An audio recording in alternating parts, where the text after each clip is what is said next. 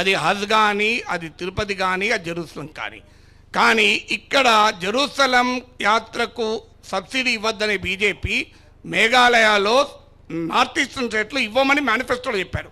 మీరు ఇవాళ గూగుల్లో కొట్టండి, బీజేపీ ప్రామిసెస్ జెరూసలం సబ్సిడైజ్ యాత్ర ఇన్ నార్త్ ఈస్ట్ అని కొట్టండి వస్తుంది. నేను చెప్పడం కాదు, మీరు గూగుల్లో కొట్టండి. ఏంటండి మిజోరాంలో బీజేపీ ప్రామిస్ అన్నది, నా వేరే వాళ్ళ ప్రామిస్ కాదు. కాంగ్రెస్ బీఆర్ఎస్ పక్క పెట్టండి, వాళ్ళంటే మైనార్టీలను బుజ్జగిస్తూనే ఉంటారు కదా. మరి బీజేపీ ఎందుకు చేసిందో నాకు తెలియదు.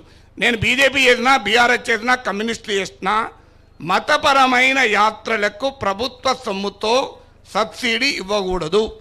ఆ విషయంలో ఏ మతానికైనా నా అభిప్రాయం అదే. ఆ మతానికి సంబంధించిన వ్యక్తులు పేదవారికి ఎవరికైనా మతపరమైన కార్యక్రమాలు సహకరిస్తే నాకు అభ్యంతరం లేదు. అది ఎవరైనా ధనవంతులైన హిందువులు తిరుపతికి సబ్సిడీ మీద తీసుకెళ్తే నాకు అభ్యంతరం లేదు. ధనవంతులైన ముస్లింలు ఎవరైనా హజ్కి తీసుకెళ్తే నాకు అభ్యంతరం లేదు.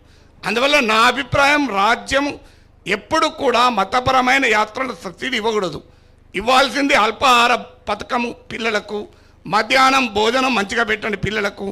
అది వదిలేదు ఈ పనులు ఎందుకంటే అది వాళ్ళు చూసుకుంటారు కదా. మతం వ్యక్తిగతం అన్నప్పుడు ఇక వ్యక్తిగతమే, అది దానికి ఏమీ భిన్నాభిప్రాయం ఉండకూడదు. అందువల్ల ఏ మతమైనా ఓటు బ్యాంక్ పాలిటిక్స్ మనం అంగీకరించకూడదు.